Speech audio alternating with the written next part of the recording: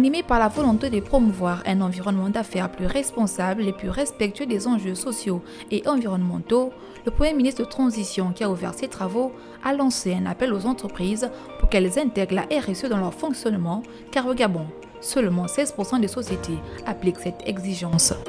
Nous avons besoin de l'action privée des entreprises pour bâtir des relations de confiance et des projets en commun avec l'ensemble des pouvoirs publics qui sont le corridor sans lequel la notion de RSE peut être conçue.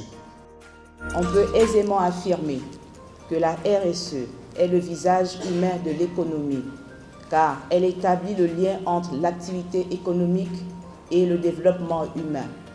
Elle est un outil de transformation de la société. Elle participe assurément à l'amélioration des conditions de vie de l'homme. Il s'agit là d'une opportunité unique de mettre en lumière les défis auxquels le pays est confronté en matière de RSE et d'explorer les solutions possibles pour y répondre de l'avis des participants.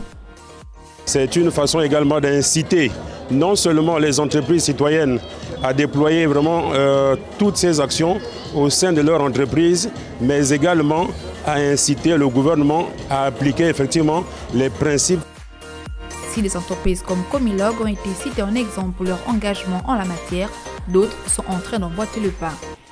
Alors Gabon 24, ça fait aujourd'hui 3 ans que nous avons une démarche RSE qui s'articule autour de 4 axes qui sont assurer la montée en compétence de notre capital humain par des formations, par l'amélioration des conditions de travail, participer à la lutte contre le réchauffement climatique. Au deuxième jour de l'événement, les participants réunis en panel ont abordé plusieurs thématiques. L'atelier numéro 5 dont j'ai la charge pose la question de savoir dans le cadre de cette RSE, qu'est-ce que nous faisons des zones sombres. Les zones sombres ici sont les zones oubliées.